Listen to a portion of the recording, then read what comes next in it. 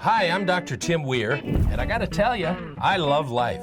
But when I'm not being a husband, a father, a grandfather, an author, or a practicing chiropractor, I'm the host of the television show, Loving Life with Dr. Tim Weir.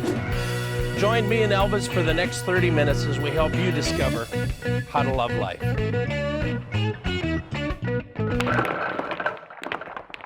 Got some great guests with me. You know, a lot of times people come up against tragedies in their life and they don't know where to turn.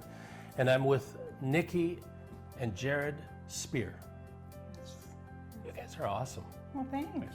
We think the same. Now, we've got a foundation called what? Redefined Courage. What is that? That is a foundation that gives free post-op shirts to women having any breast surgery. Wow. All across the United States. Really? Yes. So how did this start? Why are we interested in that? Such a personal journey, lots of tragedy, a lot of breast cancer in our family. And just October 2015, I made a promise to my mom, is actually what it was, and told her I would design clothing for her. And I really had no business doing that. But from a little simple drawing on a Post-it note to what we have here today is one of the main reasons why, and just fortitude and strength and a husband who supports me. That's you. So why give them away? I don't understand that. I think when you're going through anything that is difficult, a life circumstance that's going to change you, and especially a woman and your body, I don't think the first thing you look at is what can I wear? What is gonna help me? The first thing you do is you're scared. And the money spent is probably going to be on medical bills and maybe having people take care of your kids or meals and things like that. So we wanted to be the people that came in and said, you don't have to worry about this thing that you're going to wear home from the hospital. That's going to help you hold your drains, be comfortable, give you some dignity, some hope, and that's what it's called. So to me, it looks just like a regular top. It's not. So what makes it different? Inside, there's four drain pockets for the actual drains that will be attached to you when you come out of surgery. Wow. And it's up to 1 to 4. Sometimes women have 6 drains, but we decided to do the four drains. Also, when I had a double mastectomy myself because of our family history, and Jared remembers what it was like to care for me, and have those drains pinned to a bra. And I never wanted to see another woman like my mom or my 2 aunts or my grandmother have to struggle with that situation. Absolutely, so absolutely. This is why it's different. So drains would be coming usually from here, and depending on how many you have, but they would fit nicely right in these pockets. And then you would close it up and button it up. Your mobility in your arms is not as it's really hard to move your arms way up high, they tell you. Exactly. And you have to do exercises and all kinds of things before you can even raise them that high. So having the button up is super important, and just a soft cotton shirt to be able to feel comfortable in while you're recovering. So coming from your standpoint, the spouse, that's a lot to go through. It is. I mean, the emotional aspect, but also seeing, not only my wife go through it because she went preventatively to have one done, but also watching her mother, her aunt, and also her grandmother has gone through it as well. 2 of them have passed. Actually, all 3 of them have passed. And so, we've had an opportunity to walk through it together so we can understand not only what the woman's going through, but what the caregivers are going through as well. So, and the development of this shirt was specifically based on experience that she had and individuals who have worn this and said, hey, listen, this would really help. So even where the seams are placed, they're away from the incision location, so they've been switched so that your seams are on the top of the shoulder on the outside of the sleeve. And so that's by experience we've developed the shirt. Everything's been thought through. Yes. Okay. For the woman that's going to be wearing it specifically. So now, is it something that somebody can get involved in helping you guys?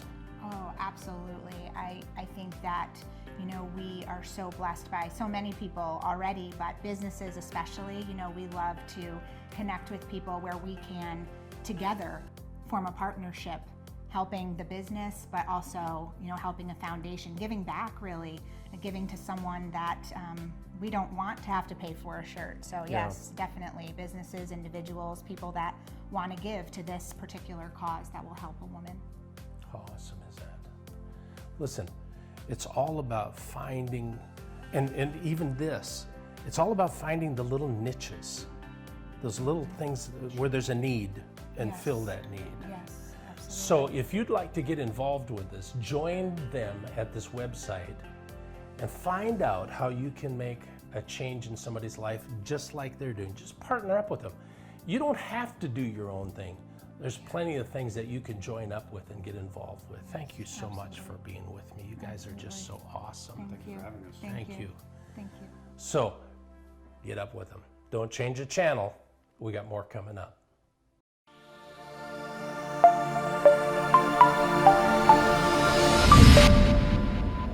Hey, welcome to Longboat Key. This is a gorgeous place. I wanted to spend a moment with you talking about something that is so incredible. If you can catch this, it's going to change your life forever.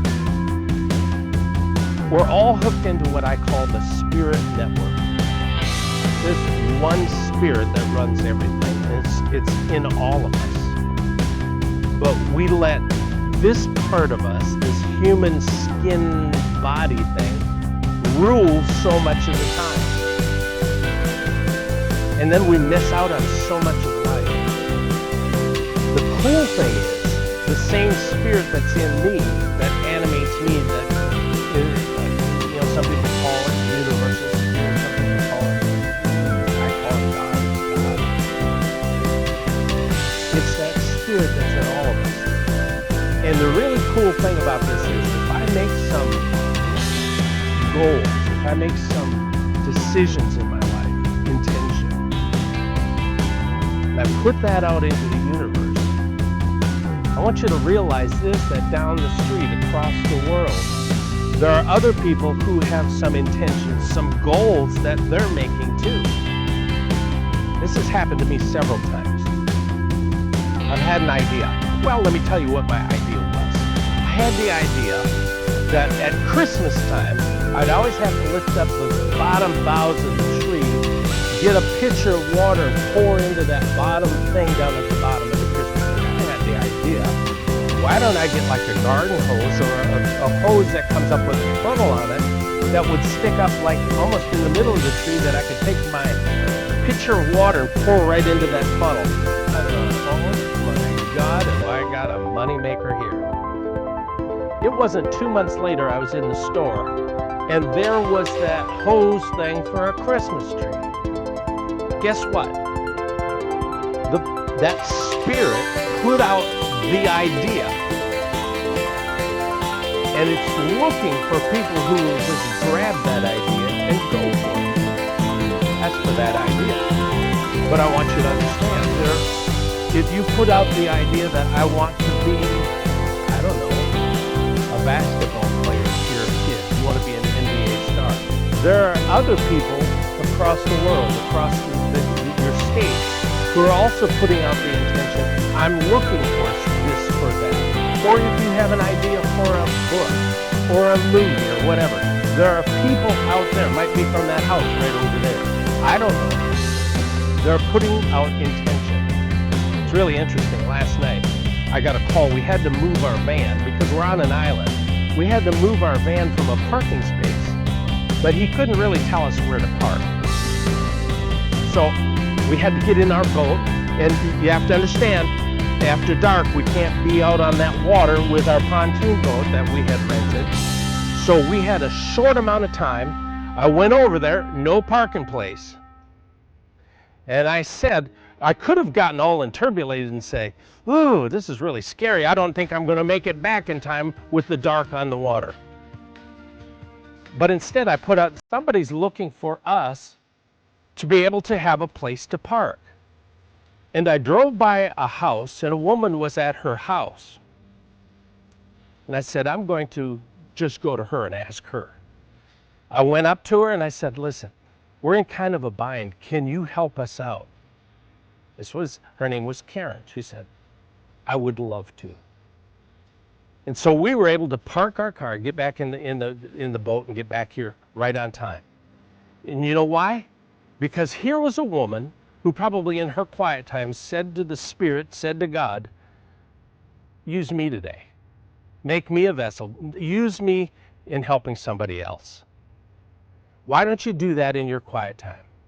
Not only do you put out, I want to do this, but put this out. Make me a vessel. Let me help others today. Find someone to bring to me that I can help, and then be ready to help. You're going to be amazed at all of the opportunities that have been there the whole time. You just haven't been open to it. Make today your day that you're going to share life, you're going to share spirit with someone else.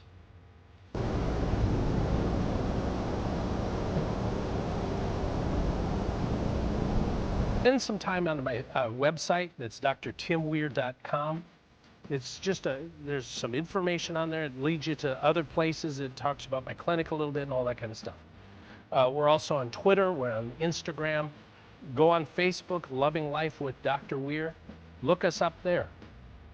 Get involved with your life. Get going. Get passionate once again. I'm telling you, life is too short not to be passionate about it.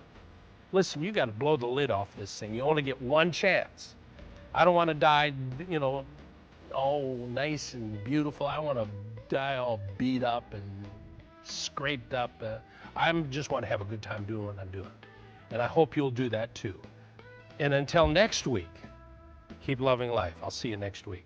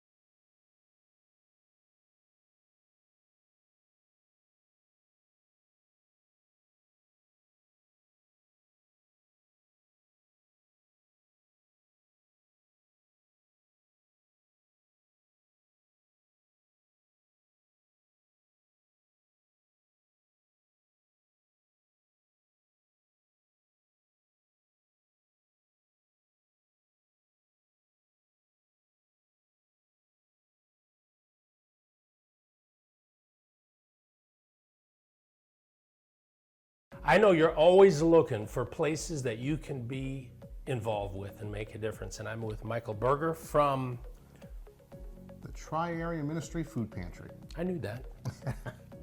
You guys are in Wake Forest. Yes, we are in downtown Wake Forest on East Holding, just across the street from the post office. So what's the focus of the ministry? So we're a food pantry, and we are the type of food pantry that does groceries.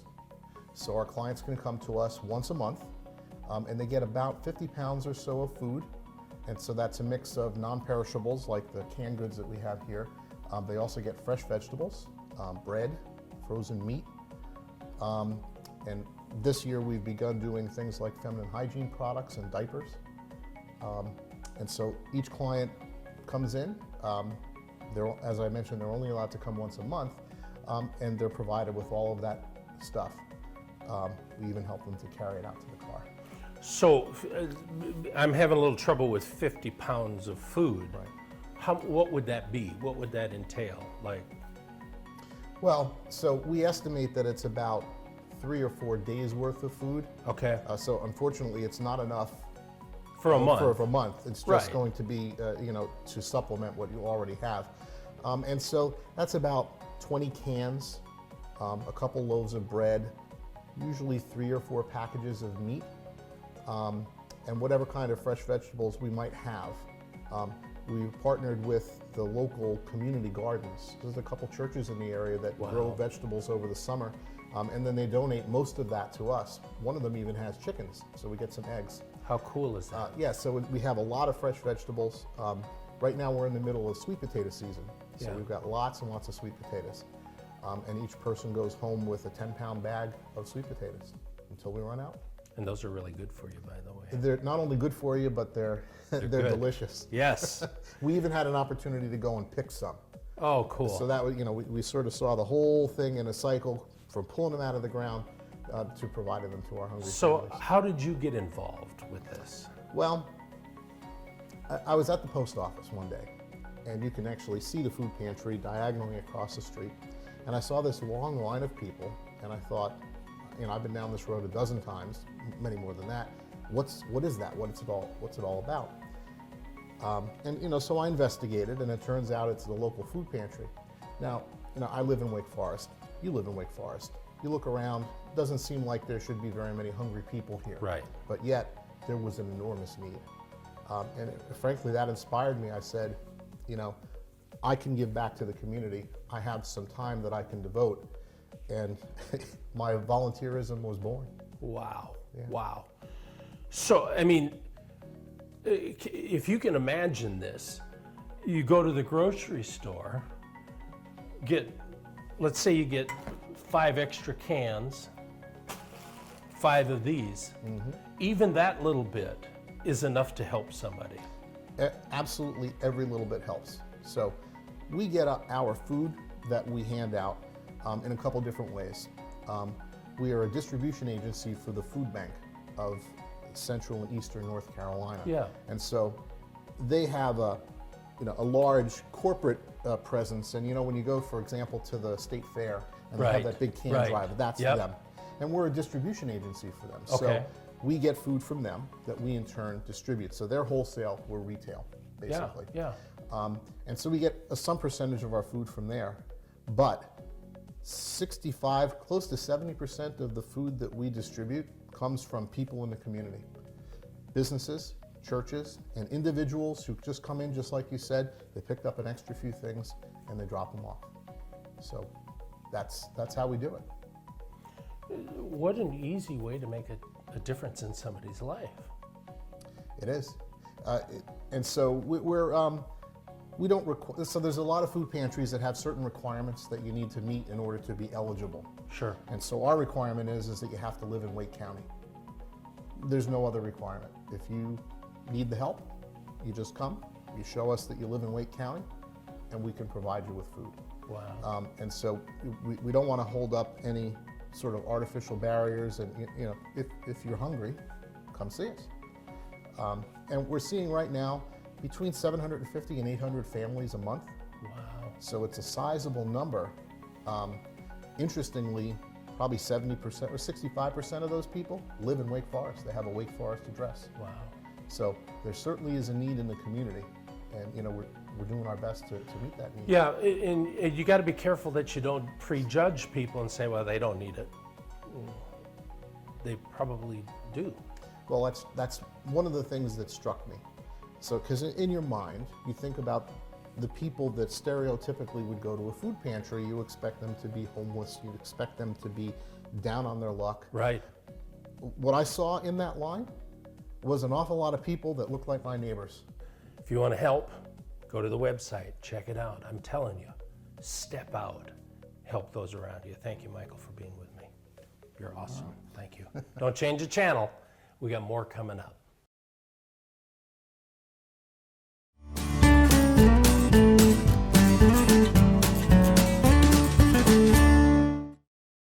You know, there are so many people who look at some scriptures and they say, you know, oftentimes people read scriptures wrong. And one of those scriptures is where it talks about God creating the earth out of nothing. And people say, well, God took nothing and created the earth. But that's not what the scripture says. If you read the scripture, what the scripture actually says is that God created the earth out of things that cannot be seen. And so, in other words, God created things out of invisible things. I want you to understand this, that this here is very temporary. This is the old body we get, and some of us are lucky enough to have it for 85, 90, even 100, 120 years. But it goes away, but there's something that doesn't go away, and that's the spirit part of you. And so that spirit part of you is part of that invisible world. So sometimes when you're looking around you and you say, I'd really like for this to happen or that to happen, but I don't see it. Let me tell you something. There's a whole world of the invisible that's around you. There are businesses, there are relationships, there are other things in this invisible world, and you just have to learn how to tap into the invisible world. So spend some time reading and studying people who know that kind of stuff. Bob Proctor, one of the great, he was part of the book The Secret, the movie Secret. Good friend of mine, great guy. I've been to his home, talked to him. He's got some ideas on how to tap into that world of the invisible. There's other people. I mean, man, Grant Cardone, there's a bunch of people. Mark Victor Hansen. If you've read my book, Mastering the Art of Success, you'll have tapped into some of those people. Les Brown, Mark Victor Hansen, Jack Canfield. Those are all people who have an idea of what it's like to tap into the invisible. So just get tapped in. Listen, there's a whole universe around you. There's a whole world that you haven't even seen yet. Tap into the invisible. Bring that stuff from there into your life, and you'll create some amazing things. You'll create an amazing life.